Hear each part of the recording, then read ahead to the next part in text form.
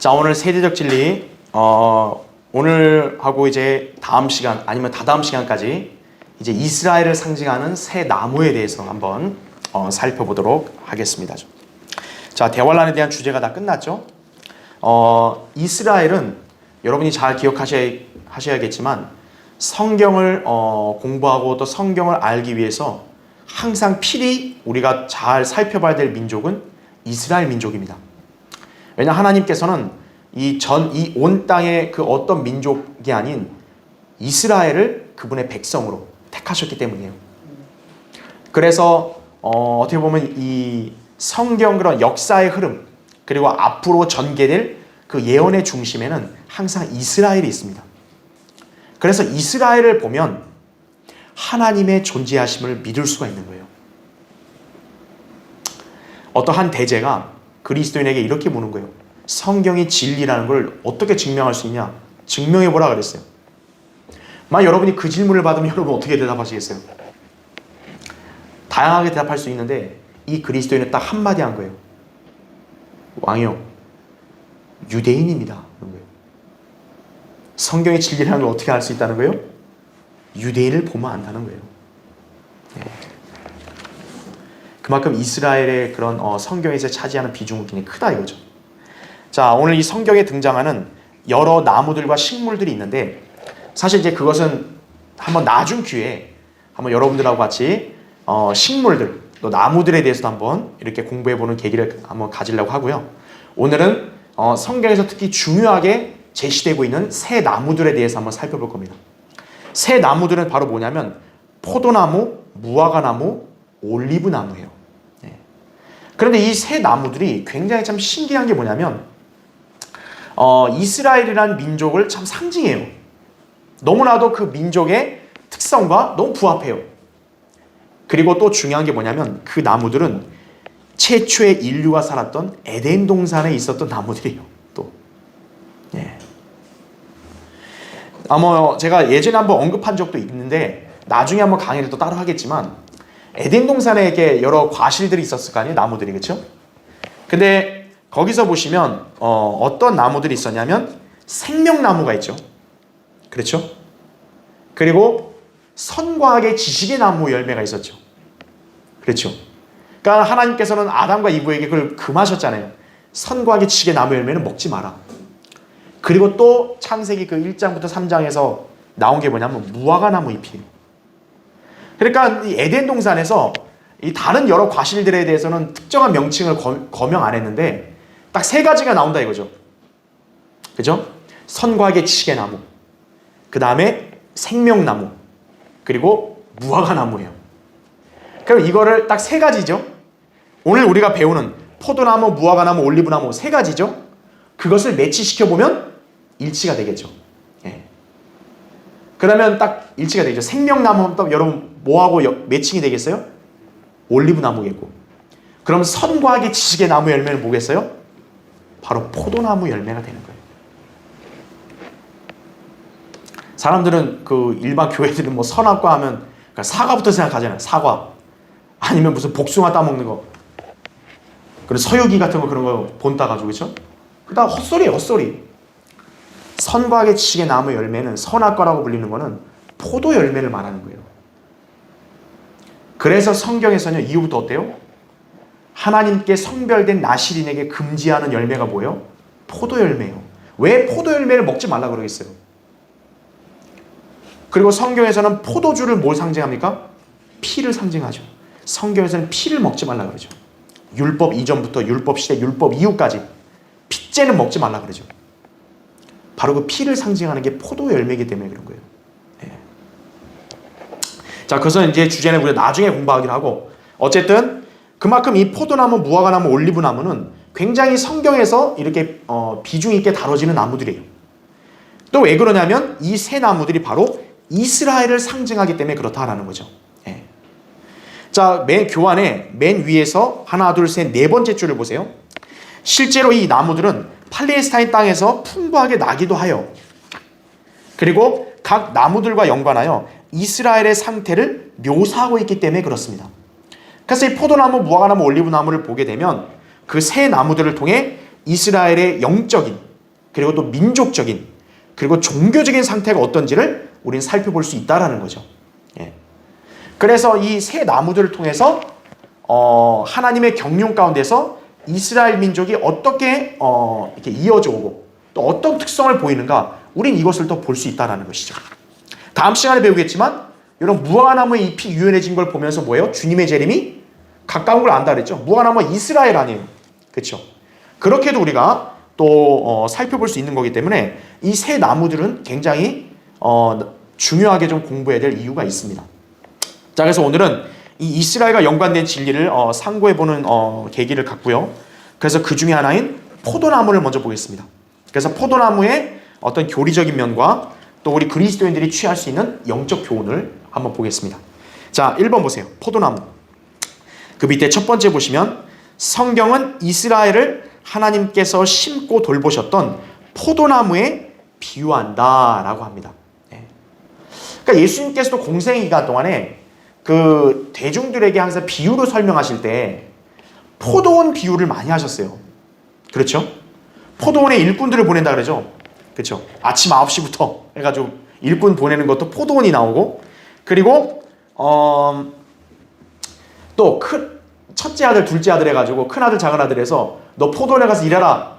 큰 아들이 안 가겠다 하고 갔잖아요. 뉘우치고. 작은 아들은 예 하고 안 갔잖아요. 역시 그 비유도 포도원을 비유로 합니다. 왜 그러냐면 포도원이 이스라엘과 연관되어 있기 때문에 그런 거예요. 자, 우리 한번 성경을 찾아볼까요? 시편 보십시오. 거기 시편.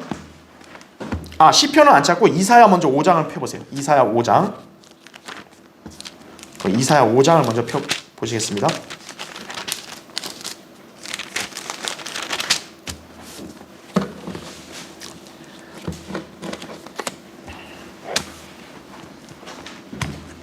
자, 이사야 5장을 펴놓으시고 거기 다시 교환에 첫 번째 그 밑에 첫 번째 그 두 번째 줄을 보세요. 시편 80편 8절부터 11절에는 이렇게 납니다. 주께서는 이집트에서 포도나무 한 그루를 가져오셔서 이방을 내어 쫓으시고 그 포도나무를 심으셨나이다. 자, 이집트에서 포도나무 한 그루를 가져왔다 그랬어요. 여러분, 이집트에 있던 민족이 누구예요? 바로 이스라엘이죠. 이스라엘을 데리고 와서 어때요? 이방을 내어 쫓으시고 그 포도나무를 심으셨다 이거죠. 자, 이스라엘 민족이 어느 땅에 정착을 했죠? 카나안 땅이죠. 오늘날 말하는 흔히 팔레스타인 땅이죠. 근데 사실 카나안 땅에는 원래 누가 살고 있었어요? 카나안인들이 살고 있었다고요. 이방인들이 살고 있었는데 하나님께서 이방인들을 내쫓아 버리시고 이스라엘을 그 땅에다가 심으셨다라는 거죠. 그렇죠? 주께서 그 앞에 자리를 마련하시고, 그러고 나서 어떻게 했냐? 자, 쭉 설명하면서 그 나무의 줄기들은 바다까지 뻗쳤고 가지들은 강까지 뻗쳤나이다 라고 합니다. 나무를 한 그루 심었는데 그 줄기가 어디까지 가요? 바다하고 가지가 강까지 간다 이거죠. 엄청나게 번성한 거죠. 이스라엘이 카나안 땅 들어가 나서 하나님 복 주셔서 어때요? 다윗과 솔로몬 때는 엄청나게 부강해지죠. 그렇죠? 자, 밑에 보세요. 괄호 1번. 시편 기자는 하나님께서 이스라엘을 이집트 땅에서 데려오셔서 카나안 땅에 정착하게 하신 것을 비유적으로 묘사하고 있다. 그 일을 행하신 분은 넓게 편팔을 지닌 전능하신 분인데 그분이 돕지 않으셨다면 이스라엘은 결코 파라오의 땅 이집트에서 탈출할 수 없었다 이거죠. 그분이 바로 이스라엘을 옮겨 심으신 선한 농부이셨다 이거죠. 아버지 하나님을 주로 우리가 농부로 많이 비유하잖아요. 그렇죠? 예. 그래서 농부가 나무를 심듯이 하나님이 이스라엘을 그 카나안 땅으로 옮겨서 심으셨다. 자, 2번 보세요. 당시 이집트에 살던 이스라엘 민족은 도덕적으로나 영적으로 변질된 포도였기에 이것은 전적으로 은혜에 의한 것이었다. 또한 이스라엘을 옮겨 심기 위하여 카나안의 모든 이방 족속들을 몰아내어 그 땅을 깨끗하게 하신 분도 바로 전능하신 하나님이셨다 이거죠. 이는 그 땅이 성벽으로 둘러싸인 성읍과 거인들의 땅이었기 때문이다 이거죠. 여러분 생각해 보세요. 이스라엘 민족이 어떻게 이집트 노예인데 거기서 당당하게 나와 탈출해가지고 카나안 땅에 어떻게 거기서 정착해서 그들이 차지할 수 있냐 이거예요. 하나님의 은혜가 아니면 그건 도저히 설명이 안 되죠. 그렇죠. 이스라엘이 하나님 보실 때 완전히 깨끗한 그런 민족이었나요? 아니잖아요. 하나님의 은혜는요, 그렇게 한량없는 거예요. 하나님은 약속하신 것을 반드시 이루시는 분이에요. 인간은 약속을 저버리잖아요. 근데 하나님은요, 약속한 걸 반드시 지키시는 거예요. 아브라함과 약속한 거 하나님 반드시 지키시는 거예요. 그리고 결국 이 땅을 주시잖아요. 그렇죠. 근데 그 땅은 어떤 땅이에요? 허허벌판 빈 땅도 아니고 젖과 꿀이 흐르는 땅이고, 그 땅에는 누가 거했냐? 당시에 거인들이 거했다고요. 성읍도 두터웠고. 그래서 그 민수기에 보면 뭐예요? 카나안에 그 12정탐꾼들을 보냈잖아요. 그때 10정탐꾼이 와서 뭐라 그래요? 우린 이제 죽었다 이거잖아요. 죽었다. 이거 못 간다. 우린 계란으로 마치 바위치기다. 이런 식으로 그들이 다 절망해 버렸잖아요. 여호수아 칼렙만이 갈 수 있다 그랬고 나머지 못 간다 그랬죠. 왜 못 간다 그런 거예요? 그 거인들이 둥치가 이만한데 어떻게 싸우냐 이거예요. 하나님은 몰아낼 수 있다 그랬거든요. 몰아내 준다 그랬거든요. 에이, 안 돼요. 그 성읍을 어떻게 우리가 점령해요? 그러니까 그 사람들이 어때요? 그 광야에서 다 하나님께서 다 죽이셨죠, 전부 다. 하나님의 은혜를 거부하면 그럼 멸망이에요, 그 사람은 그냥. 그러나 하나님의 은혜는 그대로 순종하고 받은 사람은 받는 거예요. 그죠?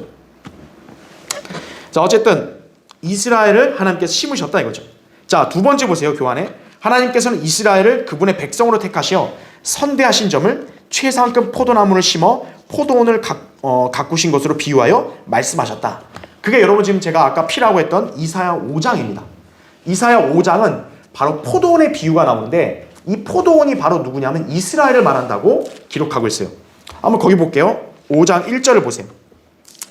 이제 내가 나의 지극히 사랑하는 자에게 노래하리니 그의 포도원에 관하여 나의 사랑하는 자의 노래를 부르리라 하죠. 나의 지극히 사랑하는 자는 심히 기름진 산에 포도원을 가졌도다 하죠. 그가 울타리를 두르며 거기서 돌을 주워내고 최상급 포도나무를 심으며 그 가운데 망대를 세우고 그 안에 포도즙 틀도 만들었도다. 그가 포도가 열리기를 바랐더니 야생 포도가 열렸도다. 이렇게 말하고 있죠.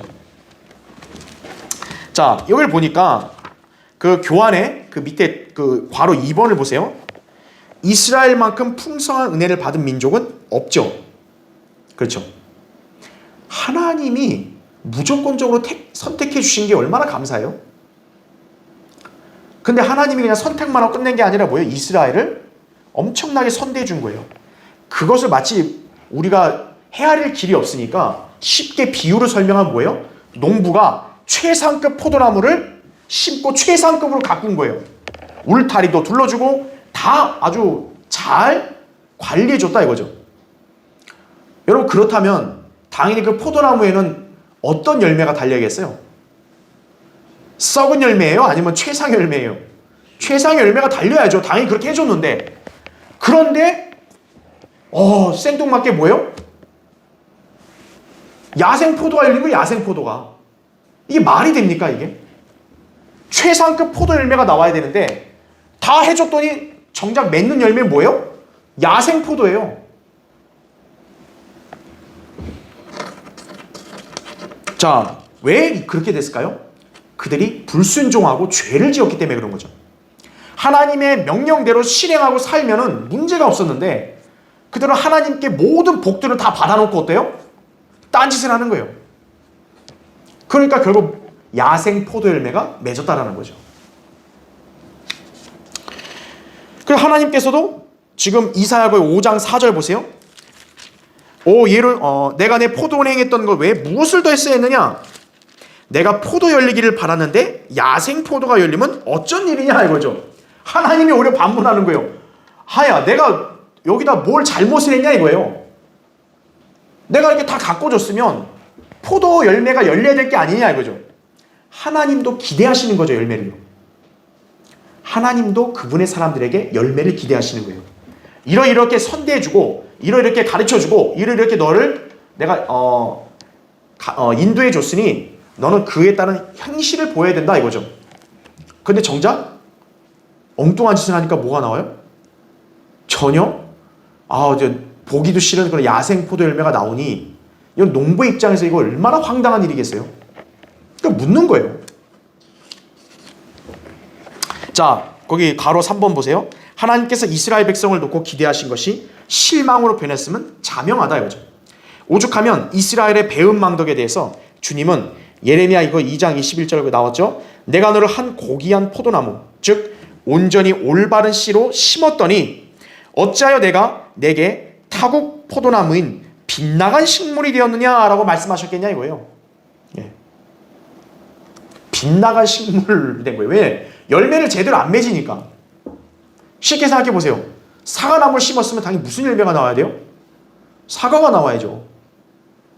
그 엉뚱한 거 나오면 되겠어요? 안 되겠어요? 그럼 사과나무가 아니죠. 빗나간 식물이다 그러죠. 여기 보면 타국 포도나무라 그러죠. 하나님의 포도나무가 아니라 뭐예요? 타국 포도나무다 그러죠. 왜 그럴까요? 그들이 하나님을 경배하는 게 아니라 우상을 숭배하기 때문에 그런 거죠. 자, 거기 밑에 4번 보세요. 괄호 4번. 결국 빗나간 식물이 된 이스라엘을 어떻게 할까요? 여러분, 농부가 심혈을 기울여 농사를 졌어요. 근데 기대한 열매가 아니라 이상한 진짜 뭐 보기도 싫은 거를 막 맺었다고 봐요. 그럼 그거를 그냥 놔둡니까? 농부가? 다 없애버리죠. 자, 거기 보시면 5절 보세요. 거기 이사야 5장 5절. 이제 가라. 내가 내 포도원에게 할 일을 너희에게 말하리라. 내가 거기서 울타리를 이렇게 걷어내어 먹히게 할 것이며 거기에서 담을 헐어 짓밟히게 하리라. 내가 그것을 황폐하게 두리니 가지를 치거나 갈지도 못하게 되어 찔레와 가시를 내리라. 내가 또 구름에 명하여 그 위에 비를 내리지 못하게 하리라. 이렇게 말하죠. 야, 완전히 지금 상황이 지금 정반대죠. 아까는 농부가 그렇게 심혈을 기울여 잘 보살펴줬는데 이제 뭐예요? 울타리 걷어내고 담 헐어내고 그냥 다 짓밟히고 다 먹히게 해버린다 이거죠. 7절에 만군의 주의 포도원은 이스라엘 집이요 유다 사람들은 그의 기뻐하시는 초목이라. 그가 공의를 바라셨으나 압제만이 보이며 의를 바라셨으나 부르짖음만이 보이는도다. 이렇게 말씀하고 있죠. 자, 그 다음 페이지로 넘어가고 싶다. 그 다음 페이지로. 자, 괄호 6번을 보세요. 자, 하나님께서 지금 포도원 어때요? 울타리 다 걷어내버리고 포도나무가 짓밟히게 내버려 주셨다 그랬죠? 하나님께서 아주 엄청나게 징계하신 겁니다. 예. 은혜를 더 많이 받은 그런 민족이나 사람이 하나님의 은혜에서 더 멀어지면 어때요? 그만큼 징계도 더 크게 받는 거예요. 사랑을 더 많이 받은 만큼 그만큼 하나님의 사랑과 은혜에 보온하는 길로 가지 않고 또 하나님 보시기에 엉뚱하게 죄를 짓고 이러잖아요. 그럼 그에 대한 징계가 더 크다는 걸 아셔야 돼요. 이 징계의 말씀이 얼마나 정확하게 이루어져 왔는지는 오늘날 팔레스타인 땅에서 상태와 그 땅에서 뽑혀 전 세계로 흩어져 있는 이스라엘 민족을 살펴보면 잘 알 수 있다라고 이렇게 합니다. 자, 성경 한번 더 찾을게요. 여러분 에스겔 보세요. 에스겔 15장.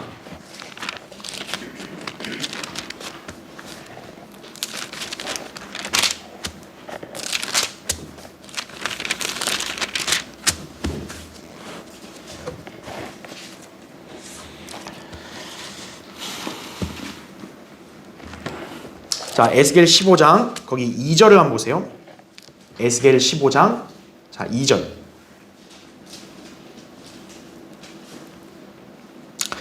인자야, 포도나무가 다른 나무보다 나은 것이 무엇이며 삼림의 나무들 중에 있는 그 가지보다 나은 것이 무엇이냐? 거기서 취한 나무로 무슨 일을 할 수 있겠으며 사람들이 거기에서 무슨 그릇을 걸 못 한 개를 취할 수 있겠느냐? 이거죠.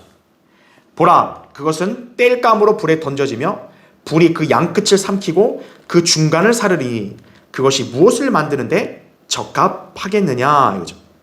보라, 그것이 온전하게 있었을 때에도 무엇을 만드는데 적합지 못하였거늘 불에 삼켜지고 살라졌을 때에는 무엇을 만드는데 얼마나 더 적합지 않겠느냐 이렇게 말씀하십니다. 포도나무의 그 나무 상태는요, 성경의 말씀에 의하면 보잘것없다는 거예요. 다른 나무들은 뭐 이렇게 가지나 이게 튼튼하게라도 해서 뭐 원목을 만드는 데 써먹을 수 있을지 모르지만 포도나무는 그것도 안 된다는 거예요. 그러니까 인간의 안목으로 볼 때도 보잘것없던 그런 나무를 하나님이 어떤 거예요? 존귀를 주시고 택하셨다는 거죠. 그럼 그거에 감사하게 생각하고 하나님의 은혜에 찬양하며 살아야 되는데 오히려 뭐예요? 하나님을 배반해버렸다 이거죠. 그러면 그 나무는 그냥 인간의 관점으로 볼 때 그 가치로 다시 전락하는 거죠. 그럼 포도나무가 하나님이 택한 포도나무라면 귀중한 거지만 만약 그게 아닌 포도나무는 뭐예요? 여기 나왔던 다른 나무들보다도 쓸모 있는 게 하나도 없다는 거죠. 못을 걸 그런 나무도 안 된다는 거예요. 단지 뭐밖에 안 돼요? 땔감용. 그냥 불에다 던지는 그 용도밖에 안 된다는 거죠. 그러니까 나무 자체가 하나님의 손길이 없다면 그건 비참한 거죠. 자, 그것을 여기서 말하는 것이에요. 이스라엘이 하나님을 저버린다? 하나님 좀 멀어져도 우리 뭐 사는데 지장 없다. 천만의 말씀이다 이거죠. 하나님의 은혜로 내가 지금 이렇게 풍족하게 살고 있는 건데 그것을 저버리면 어때요? 그 사람은 인간의 관점에 따른 가치로 전락하는 거예요. 자기가 인간적으로 대단하면 모를까 똑똑하지도 않고 재산도 많지도 않고 또 그렇다고 뭐 이렇게 다른 사람들한테 존경받을 만한 그런 것도 없고 그런 사람은 비참한 거죠. 그렇죠? 자, 거기에 교환에 동그라미 3번을 보세요. 자, 그러나 포도나무가 불에 타서 사라진 것은 단지 뭐뿐입니까? 가지뿐이고 뿌리는 어때요? 여전히 살아있다는 겁니다. 자, 비록 이스라엘이 하나님 앞에 죄를 져서 징계를 받고 일시적으로 버림받은 건 맞지만 이스라엘 민족 자체가 영원히 버림받은 게 아니라는 거예요. 여러분도 잘 아시잖아요. 나무가 가지든 뭐 줄기든 다 잘려도 뭐만 살아있으면 다시 회복되는 거예요? 뿌리만 있으면 되는 거예요. 지금 여기서 불탔다 그랬지만 뿌리 자체가 불탔다는 말은 없죠. 뿌리는 남아있는 거예요. 자, 그 말은 뭡니까? 이 포도나무는 다시 회복될 것이다 이거죠. 그래서 천년왕국 때 그 포도원은 다시 열매를 맺는 풍요로운 땅으로 변화될 것이다 라는 거죠. 즉 이스라엘 땅, 이스라엘이 거하는 그 나라와 땅은 다시 회복되면 풍요롭게 바뀔 것이다 라는 거죠. 이스라엘은 각자 자기 포도나무와 무화과나무 아래서 안전하게 거할 것이다 라는 거죠.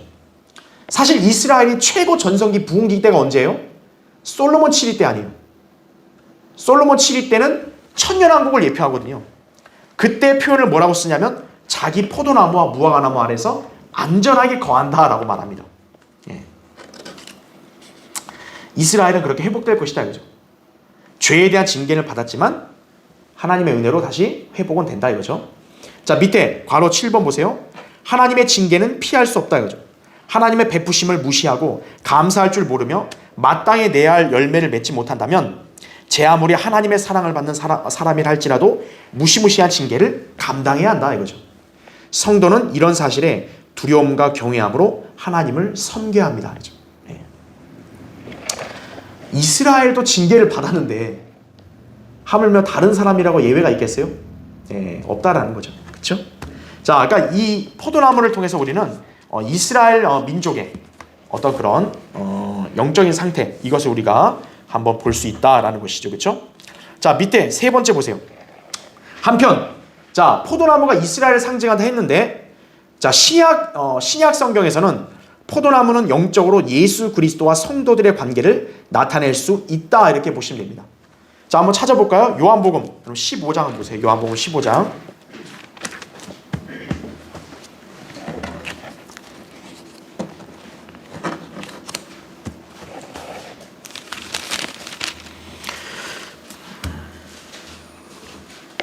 자, 요한복음 15장 거기 1절 보시면은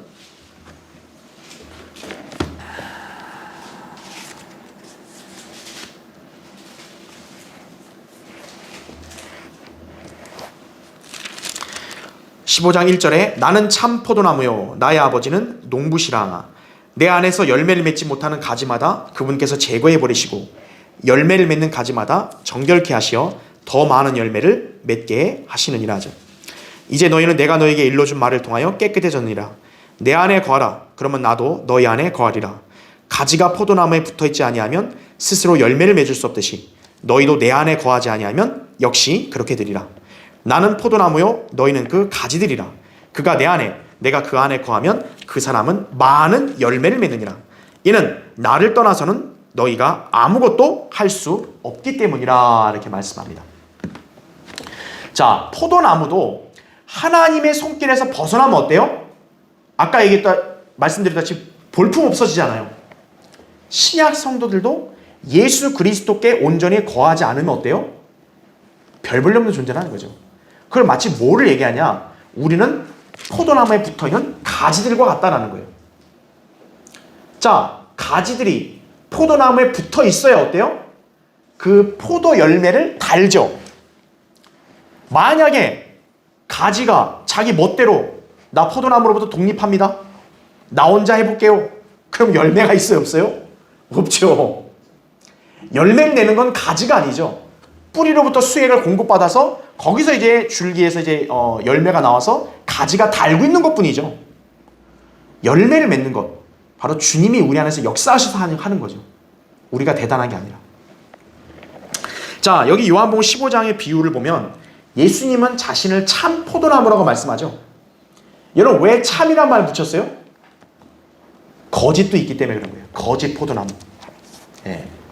아까 이스라엘이 하나님이 택한 포도나무였지만 하나님께서 하나님의 합당한 열매를 기대하셨는데 야생 포도가 열렸잖아요. 그러니까 하나님은 그 포도나무를 뭐라고 불러요? 타국 포도나무라 부르죠. 타국 포도나무. 그러니까 포도나무긴 한데 하나님이 심은 포도나무가 아니라는 거죠. 마찬가지로 성도가 가지를 했을 때 그 가지에 붙어있는 포도나무는 참 포도나무여야지 거짓 포도나무에 붙어있으면 안 된다는 거죠. 그러면 그 가지도 역시 무슨 열매를 내요? 거짓 열매를 낼 수밖에 없는 거예요. 자, 아버지 하나님이 농부시라 그럽니다. 농부는 어때요? 가지치기를 하죠. 열매를 잘 내는 가지들은 잘 이렇게 가꾸지만 못하면 가지치기 해버리죠. 그럼 가지치기 한 그 나무는 어떻게 돼요? 땔감으로 그냥 불러 던져줘야죠. 쓸모없어지는 거죠.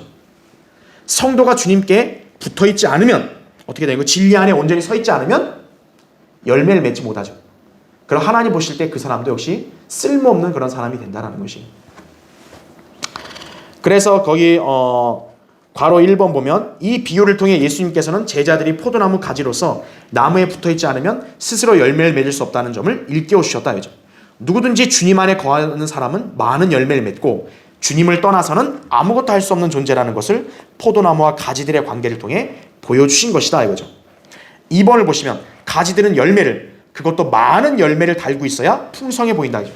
성도들이 주님께 붙어있음으로 해서 참된 열매를 많이 맺으면 그만큼 풍성한 삶을 살게 된다는 거죠. 이것은 이스라엘의 풍성한 삶도 포도나무 가지에 맺힌 포도송이들로 비유되는 것과 마찬가지다 이거죠. 밑에 3번, 우리에게 풍성함이란 주님께 밀착하여 주님 안에 거할 때 허락되며 보장된다 이거죠. 그렇죠? 주님 안에 거하는 성도의 삶이 진정으로 풍성한 삶이에요.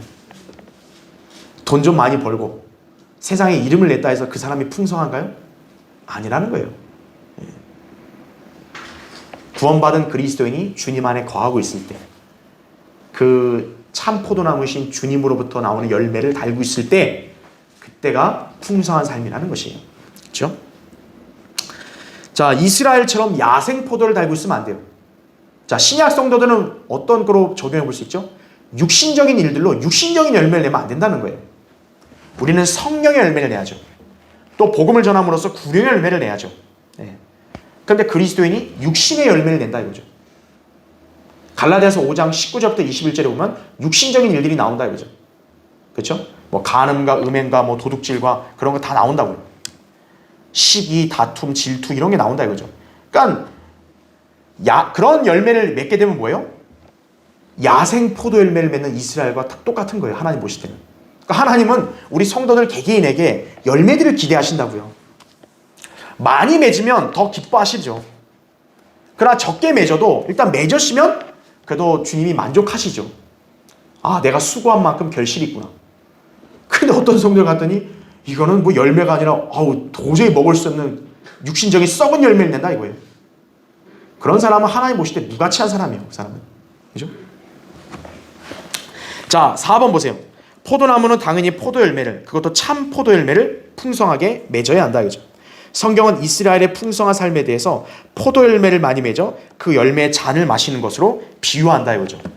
실제로 이스라엘이 복과 저주를 하나님 얘기하실 때 이스라엘이 복 받으면 그 복에 그 어떤 결과로 나오냐 했더니 그 곡간에 창고와 곡식이 가득 차고요. 포도주가 가득 찬다 그래요. 왜냐하면 이스라엘 사회는 포도즙이 음료예요. 그들이 빵을 먹고 포도주 마시는 게 어떻게 보면 그들의 주식이잖아요. 그러니까 포도즙이 많아야 어때요? 풍족한 거죠.